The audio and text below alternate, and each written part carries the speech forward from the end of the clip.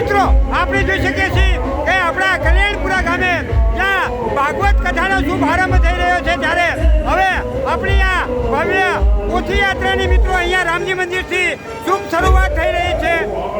મિત્રો આપણે જોઈ શકીએ છીએ કે આપણા વક્તાશ્રી એવા આપણા બાલકનાથ બાપુ હવે અહીંયા બિરાજમાન થઈ ગયા છે આ બગીની અંદર। અને મિત્રો આપણી આ પોથી યાત્રાની આપણા બાલકનાથ બાપુના સથવારે મિત્રો શુભ શરૂઆત થવા જઈ રહી છે આપણા રામજી મંદિરથી। મિત્રો આપણે જોઈ શકીએ છીએ કે આપણી આ ભાગવત પોથી યાત્રાની મિત્રો અહીંયા રામજી મંદિરથી શુભ શરૂઆત થઈ ગઈ છે। આગળ આપણા બાલકનાથ બાપુ છે, પાછળ આપણી પોથી લઈ અને આપણા કલ્યાણપુરા ગામના જે ગામજનો છે એ હવે આપણું કથા સ્થળ છે એ બાજુ આગળ વધશે।